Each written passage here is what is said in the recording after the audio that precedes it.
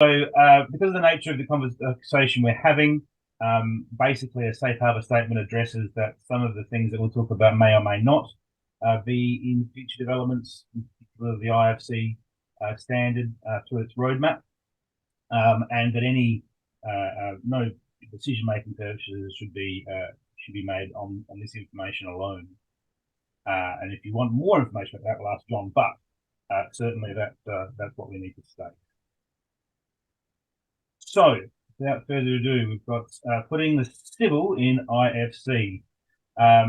This has been a long journey for basically all of us, or some of us, and certainly I came across IFC mainly through Jon, actually, through his work, and I was working with Australi back in the day. And when it was a requirement, or becoming more of a requirement through the Revit toolset, and now, understandably, it's not so much graduated, but it has the ability of working with a whole lot of other domains, in particular civil infrastructure, which we're all interested about here. And these are sorry, I should have started with this. These are the people who will be chatting today. So myself, from Civil Survey Solutions, I'll do a quick intro about what we do.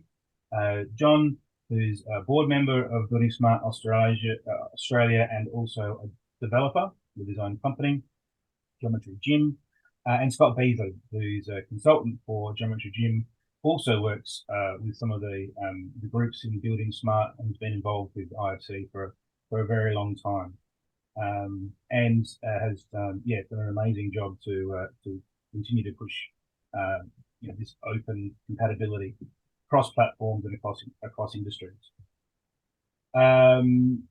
Basically, been doing digital infrastructure or digital construction for a long time, but in my work across these domains, it's the civil area that didn't seem to have the same amount of robustness when it came to collaboration in some areas.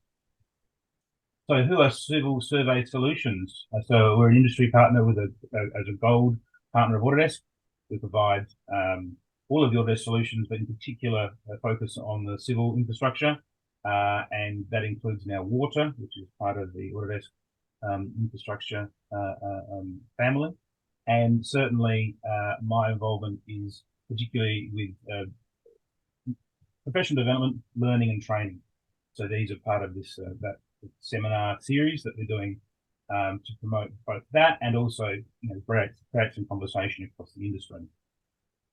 So we certainly provide additional solutions. We've got some point solutions and some add-ons for Civil 3D in particular, which look at extending some of the tools and processes within Civil 3D and actually making that easier and more streamlined, as well as for the surveying industry as well. Basically, this is now being able to complete the cycle, the building cycle, by embedding the civil industry within the IFC workflow. And I think that's a really important development, and certainly should be embraced in that way as well. Let's see if I can get past this slide now. I'm not going to do a huge amount of explaining of IFC. We've got Scott and Jon who are much more learned in it than I am. But from my understanding, it's certainly been around for a long time, over 20 years. It was developed as a way of collaborating across industries and across platforms. As anyone who's seen the original video, the Tower of Babel, knows that that Autodesk was involved in the early days of IFC, and then involved through Building Smart, through chairing, and some of the people who have been involved with that as well, which is great. And as the ability of IFC has increased, so has Autodesk's ability to support it and embed that within its suite of programs. So with 4.3, it's particularly relevant for the civil industry because it addresses some of the issues to do with alignments and gradients and things that just weren't quite able to be done previously. So yeah, a really big step up. And we'll show with Jon how that's now available to you in Civil 3D, which is fantastic. We'll hope to explain, obviously the significance into other areas. Scott will talk about TMR, and we'll also explain bit about building smart, a little bit more about Autodesk support of IFC, and the importance to the IFC, the engineering community.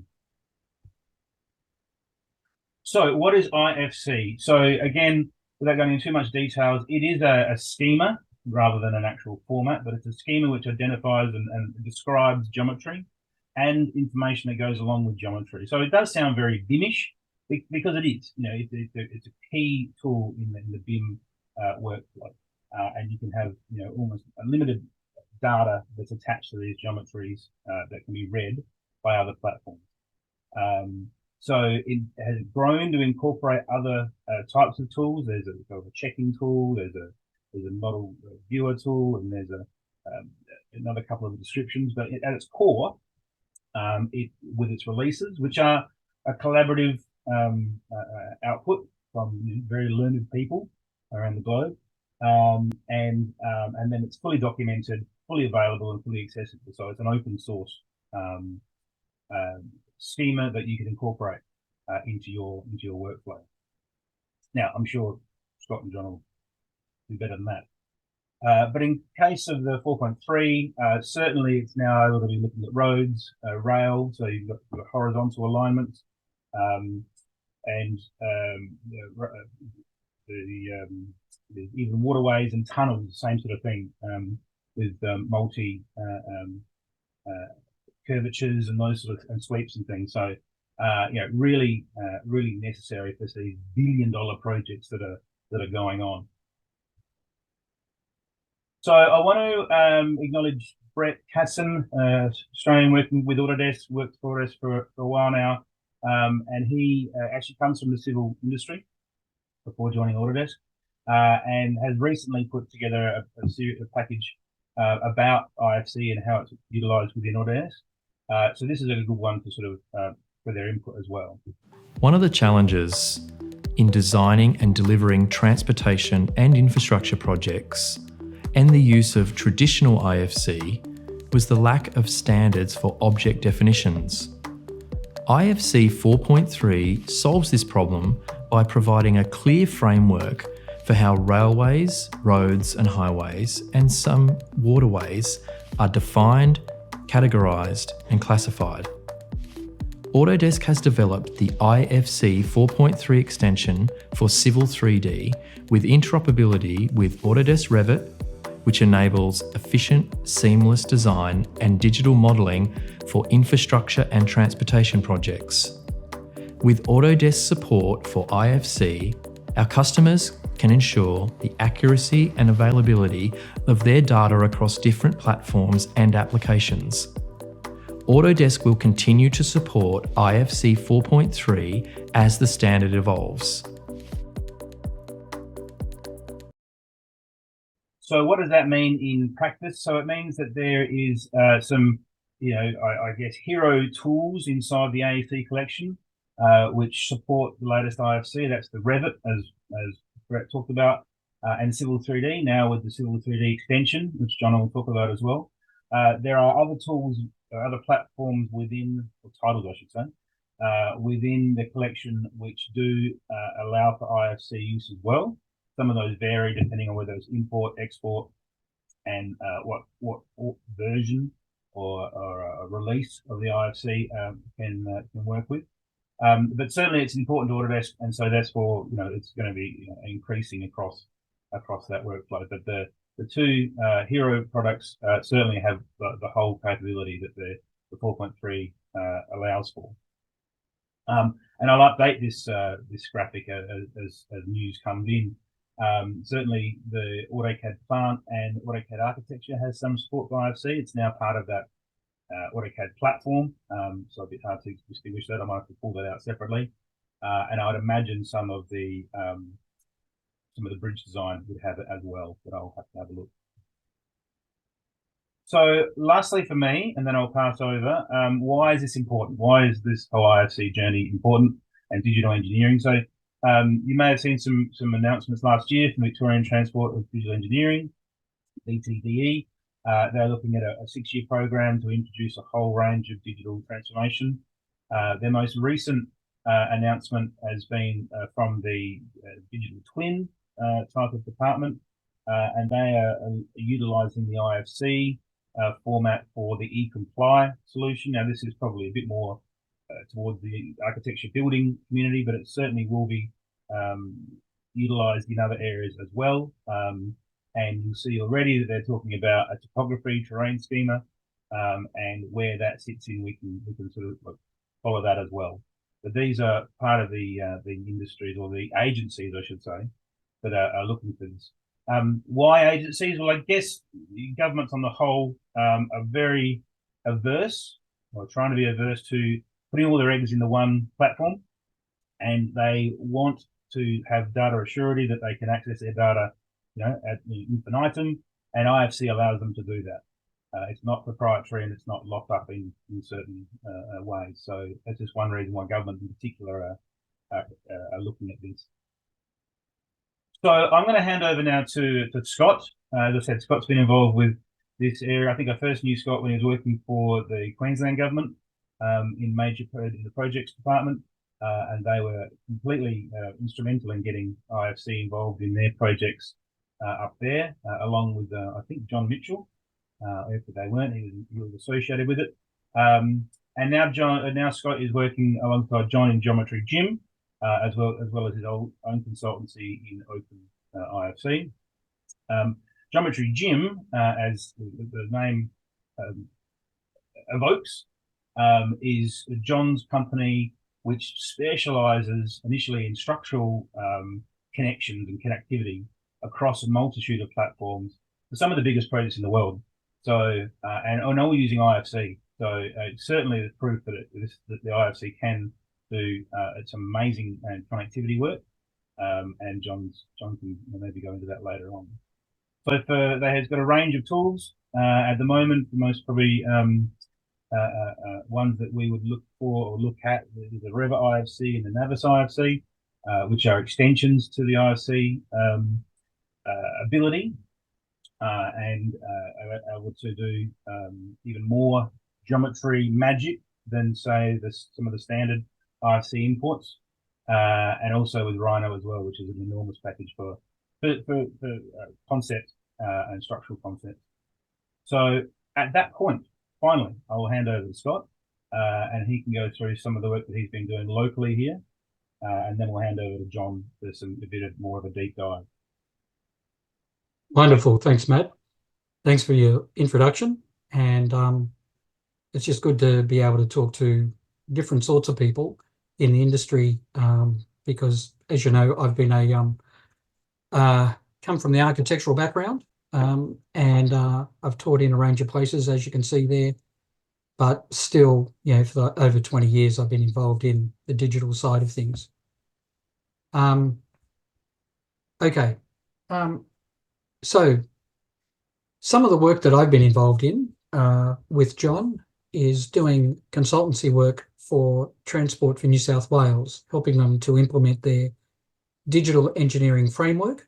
And one component of that was being able to bring all the different design files together, and IFC has been the framework for being able to do that, and to get their custom properties, into acknowledged places. Out of that work, we started a working group through Building Smart Australasia to look at how to implement IFC 4.3 for infrastructure. This has been going a few years because IFC 4.3 has been in development. And as Matt said, it's only just been published and ratified by ISO at the start of this year. So it's fresh, but the software companies need time to implement it. So that's why we had this engagement with them. So Autodesk, as you can see there, Bentley. We had guys from Leapfrog that were separate before they got bought out by Bentley, Trimble, Allplan, and 12D. So there's been a strong commitment and an openness to actually see how to explore, to implement IFC 4.3 using their software. Part of that working group, because we're a Building Smart group, we've got consultants, we have building contractors, and we've got universities. So it's quite a broad group, and it's open to Building Smart members. So if after this you would like to be involved in that, contact me and we can talk about that.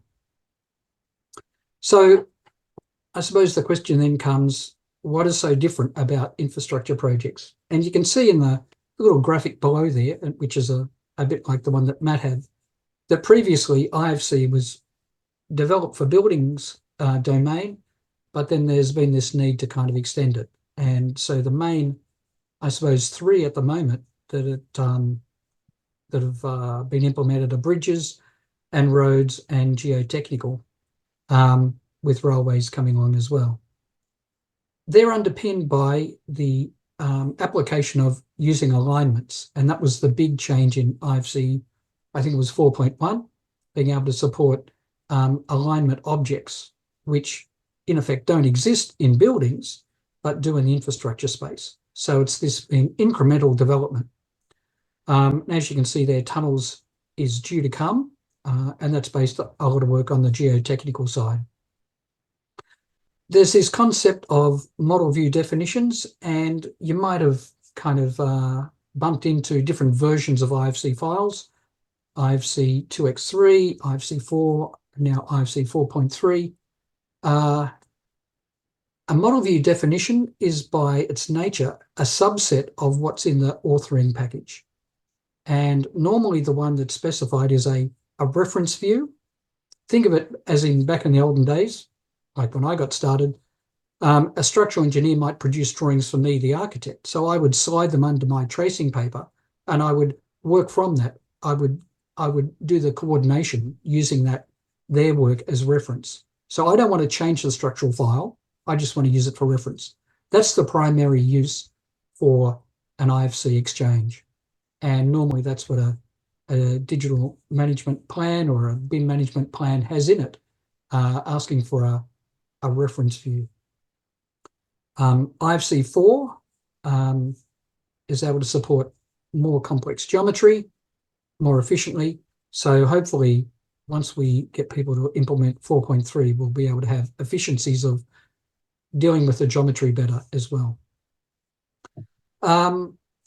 Also in this side of things, we've got the IFC stretching for survey and geotech, and I'll talk a bit more about that, and those other things like the mapping of IFC class and predefined type from our authoring software and so on. So maybe Matt, let's go to the next one.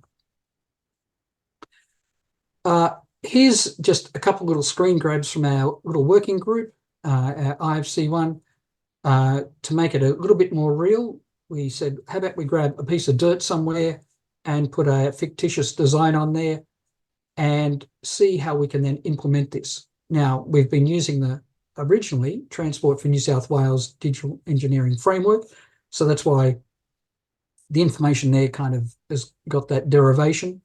But in this way, we can then see how this is implemented for bridge, tunnel, and road. And also there's this concept of a work zone, and that in the IFC world, we can include that as a spatial zone. So it's from building space. In buildings, we normally talk about rooms, but in infrastructure, we don't have rooms as such. So we can talk about spatial zones in grouping things together, so that for a contractor, they can sort of group things by where things are located. Next one, Matt, thanks. Okay, sorry about the small graphics, but in this case, the stretch for going to surveying. Now, surveying has got some concepts which don't naturally fit in the building world because they deal with points and lines and alignments or strings, which in reality don't exist. You don't see them. They're not like pipes and walls and footings. But in the same way, we can actually now represent them using the IFC schema. And in the graphic on the left-hand side, you can see there's a range of use cases for how we might specify and ask for surveying information. And it's in there's a range of little boxes there on the left. In the middle, you can see there's a property set which is based on the Australian standard for underground utilities. So when someone goes out to survey, we want them to collect information to a particular standard And so in this case, here's the data arranged in a way that we can then actually find it again. So rather than people calling it all indistinct names, there's a definition and there's a location, a property set in the IFC speak. Thanks. Next one, Matt. In the same way, we can actually get geotechnical information into a 3D environment. So the PDF image on the right-hand side, you can see that there's a PDF of the information as it normally is produced. The graphic in the middle is seeing after it's been interpreted by Leapfrog. So there's a series of cylinders, each representing the different levels of soil or rock and how it's defined. And then the geotech engineers of the world, in looking at the image on the right-hand side, will be horrified. But that's an interpreted terrain. So again, it's not precise. The only precise information is where the bore logs are, but this is kind of an interpretation of the site. So people can get an idea of the overall kind of layout of the site. Next one, Matt, thanks. So here is just the next stage in that project where there's images of the road design with the terrain, and then there's, you can see various sections cut through. And the object on the left there, being a street light, has the embedded data for, in this case, the Transport for New South Wales property set of assets. So we've got geometry, we've got data, and we've got it in an environment created using 4.3. Thanks, Matt. Now, the data comes from various places. So Transport for New South Wales, in their development work, they've got this thing called a master asset library, and this is just obviously a very small fragment of it. And they've got the objects that they want in their designs. And I've been a bit selective about what information is displayed here, but basically there's a uniclass code, there's an asset code, there's an asset description, and then various, it's assigned by discipline and subdiscipline. The two fields on the right-hand side, that's the under development part, are specifying what, as they call them, pay items or cost items are associated with those. So we can then start to get information derived quite quickly on quantities for costing related to a breakup, which is part of the client's costing schema. So being able to tie information together is hugely valuable. Thanks, Matt. Next one. In a similar way, but a little bit different, TMR have been doing some really great work on the bridge side of things. And from the bridges, they have what they call 28 bridge object property sets. So in this case, I've just selected on concrete girder. And for the phase of the project, design information, you can see the information that they want to have attached to that object. And then there's a sample of the types of values associated with it.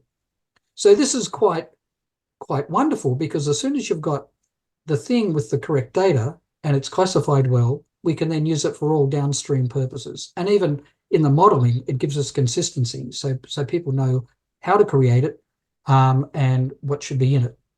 In the tabs on the left-hand side there, you can see the information which is highlighted as design information, but there's also three other ones there. As constructed information, asset information, and manufacturer information. So this little graphic that I've got on the right where it says table 25 is just one small portion of the information required for that type of object. And so we can then start to join this specification to IFC. Next one, Matt.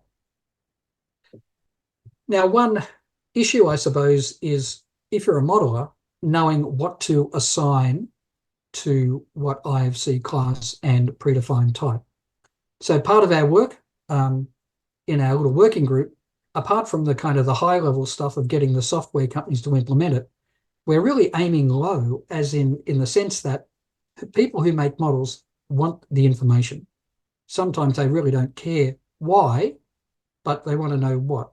So in this case, we're mapping bridge objects, road objects, and in this case, electrical objects to the IFC class and predefined type. And once we get these established and agreed upon, and then linked through to the uni class, well, then hopefully the industry will have more certainty about how to create stuff, how to manage stuff, and then how to check for it. Thanks, Matt. Next one. So here's a TMR bridge. Again, there's sort of the two lots of mappings here. So on the left-hand side there, you can see bridge TMR bridge object code, and I've grabbed their codes and aligned it to the objects that I found in the model. And then in the section at the bottom there where it says IFC elements, that's what I've mapped to the IFC class and predefined type. And then the table below the graphic shows how we've got the two linked together. Now, this is where we really want to end up, so that the person who's modeling it, doing it to the TMR codes, won't have to think about what IFC to map it to, because that's a predefined mapping. So whether you do it in one place or another, it's working with the client and working with the information that you have. Okay, thank you. Next one there. So where do we find information about how things are classified? NatSpec have done quite a good job, and they're working on extending their properties generator. I suggest you have a look at it. If I had time, I'd demonstrate it, but alas, there's not much time. So I would suggest that you have a look at that. There's not so much for civil objects at the moment, but you could go for the structural and maybe some of the civil and see what's in there. The next one, Matt. The Building Smart Data Dictionary. I find this a bit challenging to dig into, but again, it's an international website where you can go and you can see under directories, you can then switch on or switch off the classifications that you want to be exposed. And I've just typed in pile, search for information on piles, and search those two dictionaries, the IFC 4.3 and uni class, and then there's a way of being able to kind of get to that information that will help you. I think the last one, Matt.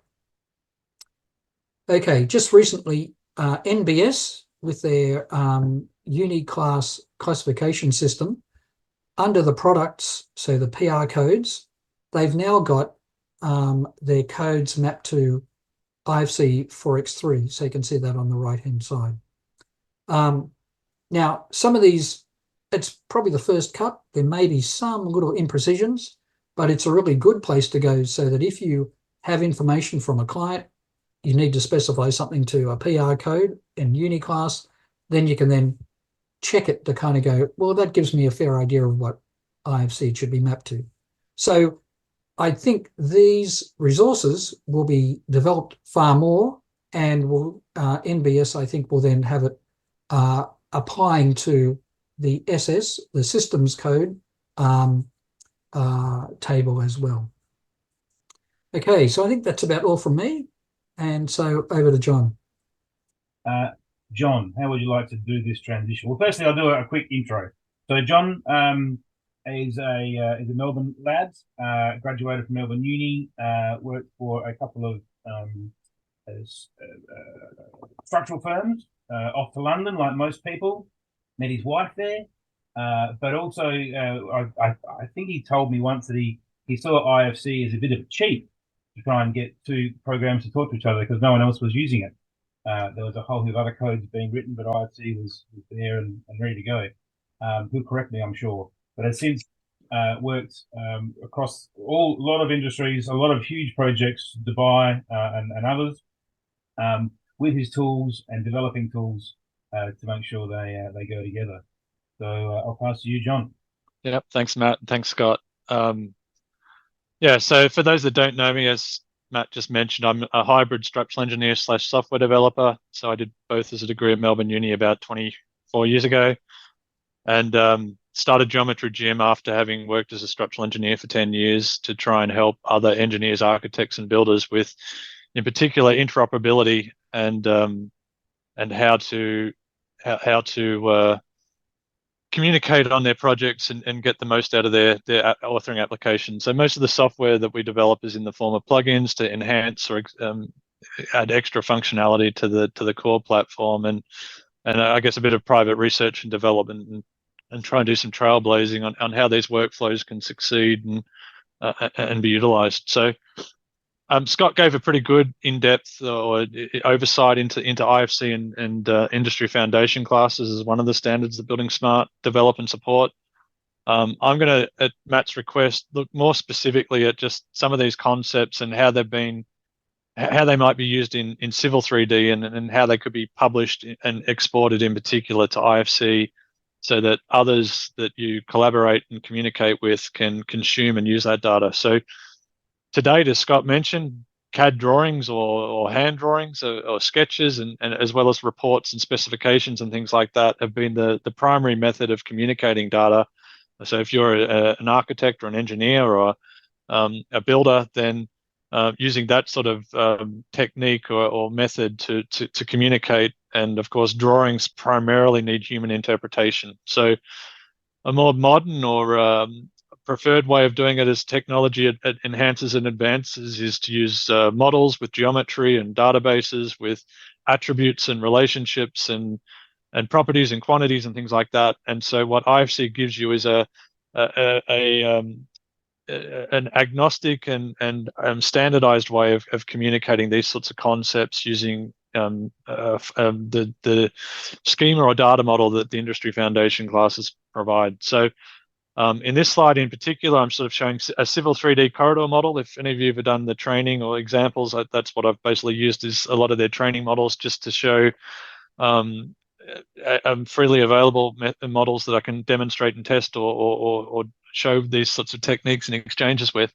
And then dotted around it, I've used 4 or 5 different viewers and software that support IFC 4.3 or close enough to it to actually consume and utilize this data. So openBIM is really about choice and freedom and not being locked into a vendor, and being out, if you're doing costing or planning, you're not necessarily going to want to install Civil 3D or have the expertise or training to know how to interrogate Civil 3D to do it. So IFC gives you a data model where you can use specialist applications and process that relate to your work, to consume and extract what you need to do to provide your input or feedback or ability to build the projects that we're all working on. So the other thing I'll quickly say is IFC 4.3 has only recently been approved and released as an ISO standard. The software companies are still also all working on this. I would say it's encouraging. I was one of the first implementers of IFC 4 about 12 years ago. But it's encouraging that the number of vendors and viewers that I can even show here on this screen, I'd probably miss some. Please reach out if you're using other viewers and things like that to use IFC 4.3 already. But again, they're still not perfect. There's still bugs. There's still work in progress. But hopefully, again, with feedback and use, that quickly changes with what happens over the next months and year. So IFC 4.3 is the latest release or version of IFC. Was already mentioned before that alignments were actually introduced in a way in IFC 4.1, but they've been overhauled and enhanced, and particularly to do with cant or pivoting of how you manage for accelerations and things like that on railway. But also a lot of classes and concepts have been introduced for ports and water, road, railway, and other infrastructure facilities, not just linear infrastructure facilities in the 4.3 standard. So I'm going to talk quickly, as I said, about in particular focusing on Civil 3D. Of course, a lot of these concepts have similar or equivalent in other authoring applications, but today I'm particularly going to focus on exporting IFC from Civil 3D as a way of publishing and communicating. So Scott mentioned some of the features or concepts that are in IFC, and Matt did as well. And fundamentally and primarily, classification is one of the biggest aspects of communicating. We need to understand, is something a pipe, is something a structure, is something a valve, is something a stair, is it a piece of earthworks, or what it is. And again, reflecting back on drawings, a lot of that was managed by CAD layers and styles. And IFC actually can have presentation CAD layers and styles and things like that assigned to the geometry, so you can visualize that as well. But IFC has built-in classification where you can nominate that something is a pipe or a valve or whatever other concept that element or product represents or performs a function for. And then you can also attach other external classifications such as uniclass or coding and things like that. And again, I'll talk or touch on that as much as I can here in this presentation with Civil 3D codes and where they appear and things like that as well. Properties and quantities are the other one that's pretty fundamental about how do you actually interrogate or review what an object, as well as relationships. But obviously in Civil 3D, you have extended property sets and you have other attributes built into how you define or reflect the attributes of that object in Civil 3D. And again, then you can publish them. You can either just, with the Civil 3D exporter, you can just publish every attribute and property and then have extended property sets for client or project specific metadata that you want to include. I can't really give in-depth training or advice, but you can also provide a mapping file or filter so that only very specific properties or quantities might be exported, and you can arrange them into your own groups or property sets or quantity sets as part of that mapping. So you would see here the same as if you extract corridor solids in Civil 3D, you would get property sets or groupings like corridor identity, corridor model information, or shape information, and you can actually have your own groupings and enhanced versions of that as well. Georeferencing is always a topic that's well, it's a very important topic, and the surveyors are very experienced and knowledgeable. I said I did a civil engineering degree, but I'm certainly, I know enough to be dangerous, but I'm not a practicing civil engineer. But I guess it's not just a matter of just nominating eastings and northings and giving grid coordinates on objects about where they might be placed or located, but it's also important to know with which coordinate system that eastings and northings has been derived from. So, for example, map grid coordinates of Australia. I'm fortunate to live in a very nice coastal village called Port Fairy, and we're in map zone 54. But even more importantly, there's been a change in datum over the last couple of years. So the same eastings and northings in accordance with the datum from 84 or thereabouts is slightly moved or different from the coordinates in MGA 20, the more recent datum. And in an IFC data model, so it's normally published as a text file. It's normally published in Express, which doesn't label attributes, but I've presented here quickly in XML. So all the all the attributes are actually clearly labeled. And you can now, and this will be extracted from the Civil 3D when you use the map coordinate system assignment. You can actually nominate, in particular, the name of the coordinate system, so the EPSG code, as well as then what's pretty important with a lot of viewers still at the moment is that they can't necessarily work in grid coordinates with large X, Y, and Z values or eastings, northings, and height values.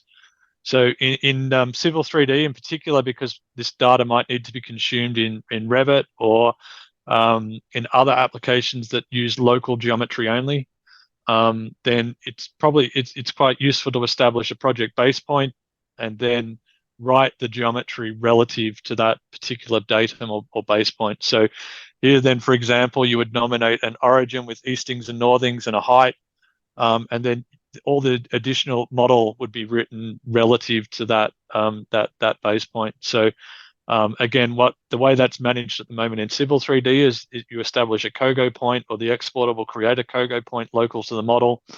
And then using that particular description or name, you can still relocate it if you want a different position, but it will then allow the model to be more successfully used in some of those viewers. So if you've ever tried to look at an infrastructure model that's in grid coordinates and then it seemed distorted or flaky in terms of the way that it clips the model and things like that, or inaccurate to try and select something, again, that's generally reflecting that viewer or application doesn't support really large grid coordinates. So establishing a project base point can overcome and help alleviate that particular thing. It's got it kind of known as shared coordinates for those that might know Revit.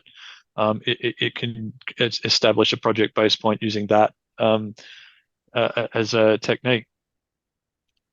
Okay, I should have said as well, and Matt might interject and jump in if I've explained something poorly or if someone's got questions. I'm more than happy to try and field them as we speak if I haven't explained something correctly. Otherwise, I'll carry on. So spatial structure is another concept in IFC that is how do I find an element? So Scott mentioned before spaces or rooms actually in a building sense. So a typical building might be broken down into a building into levels or stories and then into spaces or rooms. And that's, if you're looking for a light switch or a fire terminal or something, then you can actually sort of locate it by instructing someone go to this level and go to this room, and then you'll find that element. So spatial structure has also been enhanced in IFC 4.3, particularly then related to infrastructure projects and how you might manage or break down grouping or location of an element within that data model. So probably the closest analogy in Civil 3D is actually then to look at a corridor, which a corridor is broken down into sort of any number of baselines. Each baseline could be broken down into any number of regions. And then you would have the different solids or links or point codes or feature lines that might exist relative or within that breakdown. So if I have a quick look then at Civil 3D, then if you actually click on a corridor properties, then you would see here that hierarchy again with the baselines, the regions, and then have different assemblies, which is the sub-assemblies that I didn't mention before, which actually then give you that hierarchy or structure. So the Civil 3D IFC exporter actually also then captures that, and then when it builds a corridor model, you'll be able to break that down in any viewer or application to actually reflect and respond that. So we would see here that this has a facility or project as a road. The road's broken down into IFC road parts, which represent the baselines and then the regions. And then you can effectively have your assemblies as lanes. And then, as I said, then you can break that down further into solids and links and feature lines as elements that you can select within that hierarchy. And yeah, so then the elements or the products, like effectively the pavements, the bases, or the feature lines, which I'll talk about in a second, or the surfaces which represent earthworks and things like that, can be all written as geometry with their own associated properties and attributes as part of that export process. I'll look at just some of the civil concepts that exist within Civil 3D and just quickly talk then or do a comparison or show how that does get exported or included in the IFC export.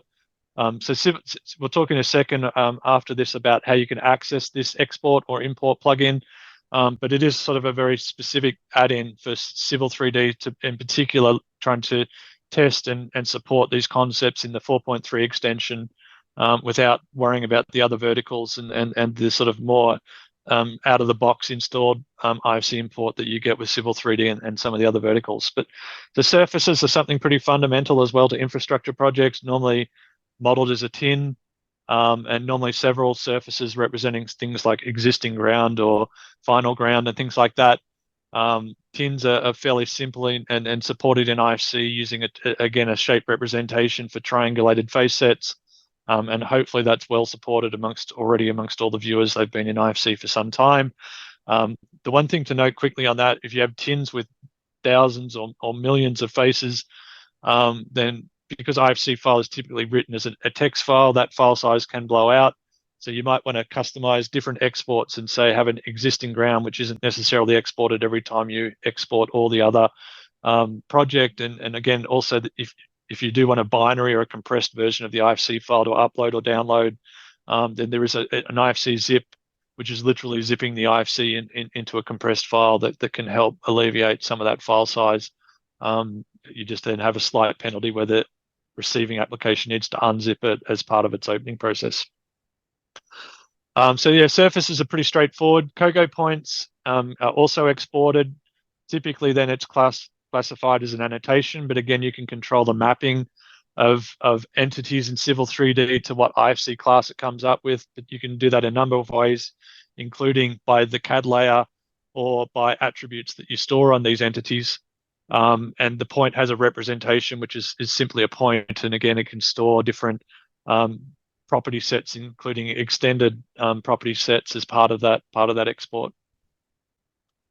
Alignments, again, I don't have enough time to deep dive into alignments, but alignments are supported in a very, and some of you might have used Land XML in the past to try and help achieve interoperability or exchange of models with other applications or other viewers. The alignment definition is pretty similar, not by surprise, with the way it's done in Land XML. It's pretty compatible and pretty consistent, at least particularly for the horizontal alignment. The way that it's generated in IFC is by segments, and you sort of have a start point, a start direction, and then a shape for each alignment segment, whether it be a straight or a bend or an arc or a transition between a straight and an arc.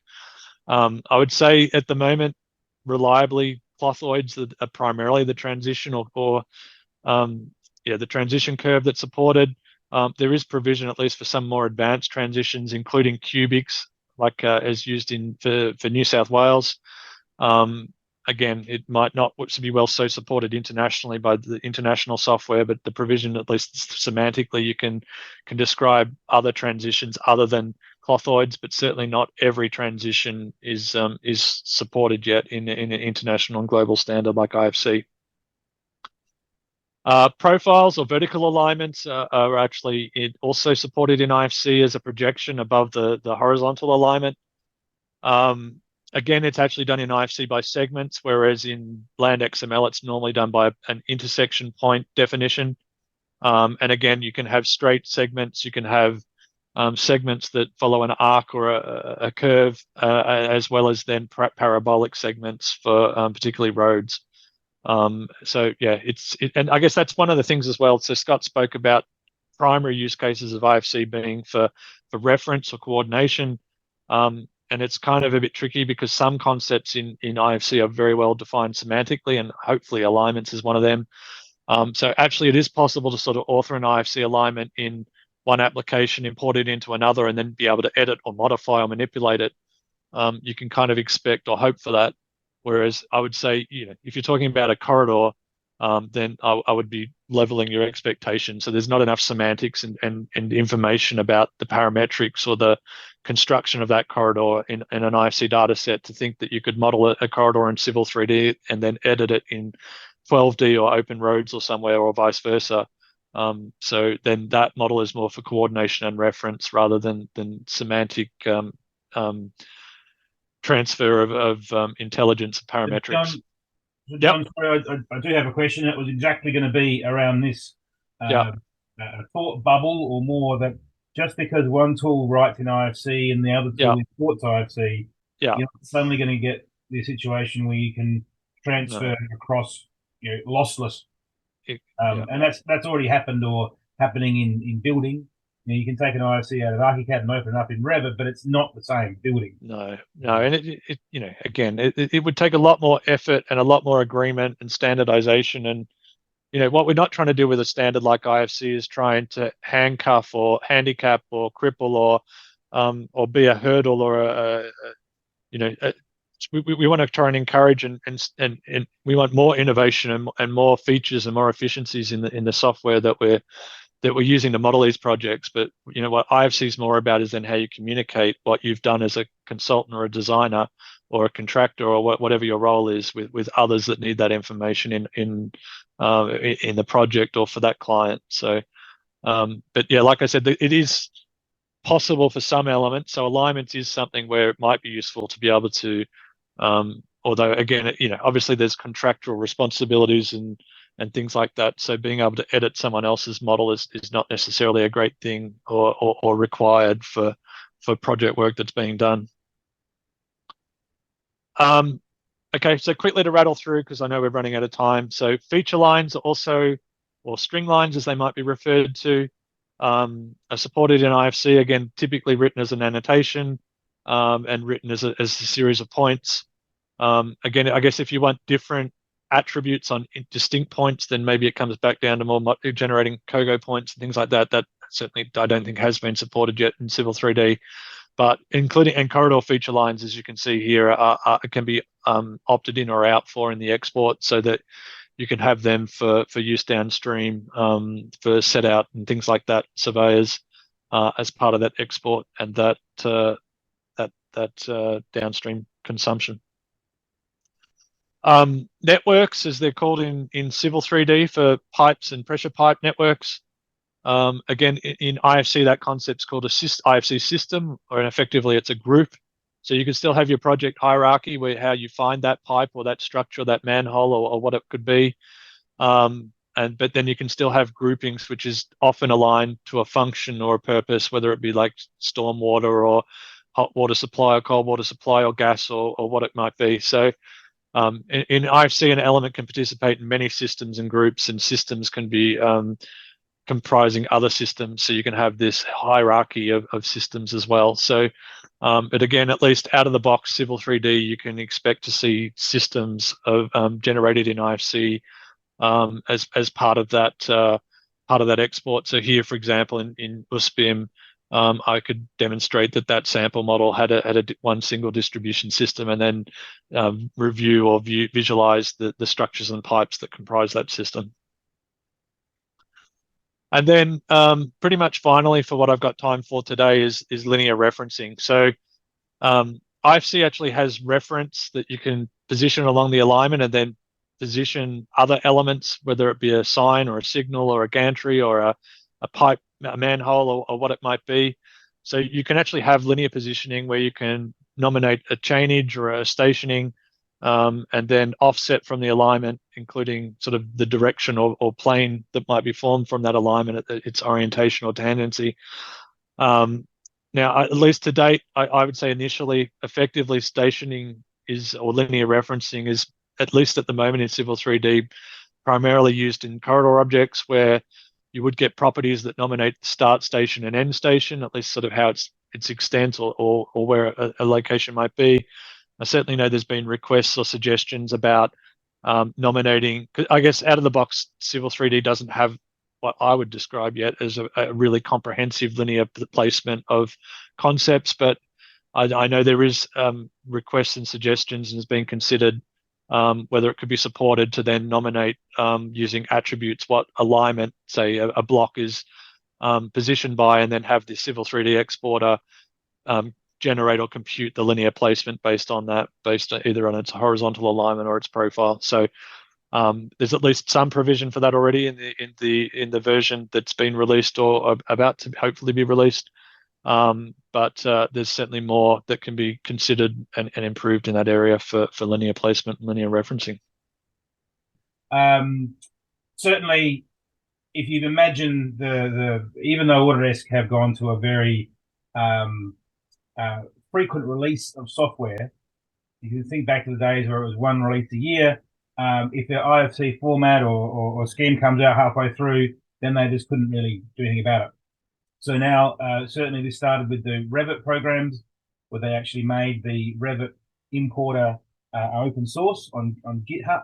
And this has now been maintained, and you can update the Revit IFC, mostly exporter, but some importer, as soon as it's available. So it's a continual maintenance management of this.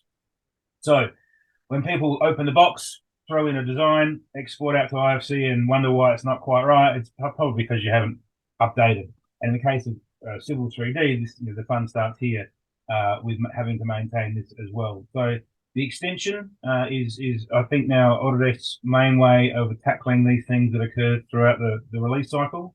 And I again imagine it's going to be maintained or brought into the out of the box Civil 3D. So under your manage the Autodesk account, you go to your tools that you've got available, your software that's made available. You then go to 2024. You then go down to it's known as an extension. I don't know if you can see that, but it's an extension. And down the page is IFC 4.3 extension, which you then download. It's only 3 meg, does a lot. And if you want any more information about what it does and sort of what it can do, then there's a help file or a release notes file that comes up for that as well. So certainly, as far as your management of your systems, CAD managers up or lower, something to be aware of. There's also, John, do you have, and is it appropriate to talk about some of these model checkers? Are they up to 4.3 yet? I think they're working on it. I don't. Right. Scott might comment a bit more on this, but certainly, I guess there'll be. I mean, there certainly is a much accelerated adoption of 4.3 compared to IFC 4. So I would expect that demand would mean they would support it soon if they don't already. Yeah. Just quickly on this though as well, like the benefit of it sort of being an extension is there still is going to be support for slightly older versions of Civil 3D for short term as well, I think. So it's not, obviously it's best to be running the latest and greatest version of Civil 3D, but if you are in a project and you can't update, then you can still access the newer versions that might emerge soon in older vet builds. Yeah, yeah. And as we said at the start of the presentation, this is a slightly different approach for each of the platforms inside Autodesk. So Revit has it through the GitHub, but I think bringing it now back into Manage, and then the Civil 3D and other tool sets and upgrades as well, or updates, I should say, not upgrades, updates. No, that's good. Okay. The next thing we were going to sort of describe, now we said we could go through to 3:30, but I appreciate that no one's had a huge amount of questions, so we might not need all that time.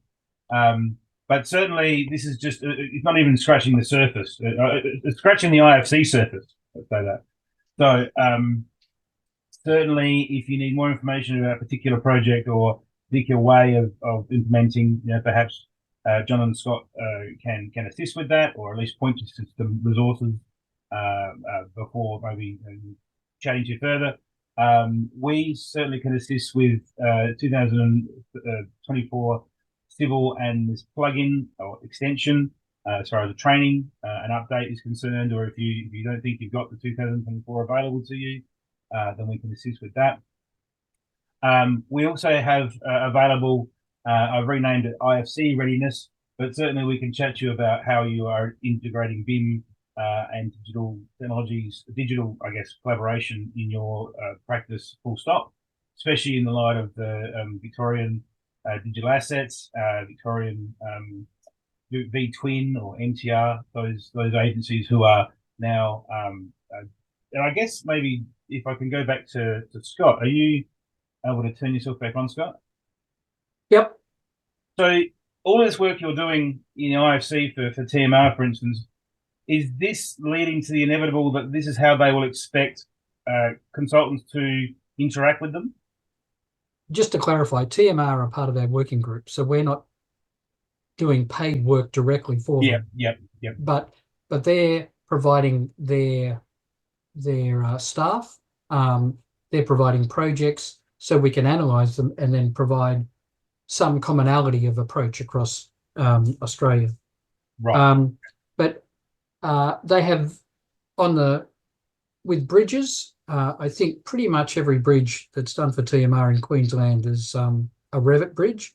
They've got a very good guide on creating bridges for Revit for TMR, and their property sets and the way they categorize information, I think, is outstanding. So in that way, that brings commonality to kind of that one discipline. Yeah. And I'm sure that in the future that they'll be wanting to expand that to roads, but also one part of TMR that are part of our working group are the surveying side of things. And those guys are really far advanced in trialing and also implementing 4.3. So I would think very soon they will say, if you want to step up to 4.3, here's our schema, here's the way we want to deal with you. So so they're doing wonderful work there. You spoke, Scott, about this reminded me from the A-spec and those type of things. You spoke about the asset pickup, or at least the notification in IFC. Again, driven by the digital twins and the ability of managing all of this asset data. Systems don't talk nicely together and therefore using a common format for defining and arranging data is necessary for consistency and knowing where that information will be downstream. So in that sense, I think, informed clients like TMR and Transport for New South Wales are saying, this is what we want because this will feed directly into our asset systems. Of course, buildings are somewhat different because they've got services and controls in different ways. But again, you can then, if you specify it properly, you can then get information in those known and required places. But just on that point, I would like to think that for people implementing IFC, it's in their own interest because it will add some consistency and QA to their processes. And so when clients say, can you do this? They'll be able to say, sure, yeah, of course we can implement it. And I think TMR and Transport for New South Wales in particular are eager for that. But I think if people in industry are ready up for the challenge, I think it would be in their business interest, let's say, to do that. Certainly a big thanks to Jon and Scott. I did throw this on Scott rather late in the piece, and he came through with flying colours. So we'll make sure all his good work is available to you to review. And certainly, Jon, as always, fantastic, and you can look at more of his content and work through the Geometry Gym website. We do have our own learning portal. We do have access to some COBE and BIM management, and hopefully shortly some IFC content through our global e-training partnership. I think we've got to the end there. There's no one's hands up, which is fine. Happy for you to flick through emails with some further questions, or as I said, we can put you in contact at another point. But I will just remind that the recording will be sort of edited up and made available, and we'll send through some documents for you to review as well. Thank you, everyone who attended. That's great. Thanks, Matt. Thanks, Jon. Thanks, everyone. Thanks, Jon. Yep, thanks, everyone.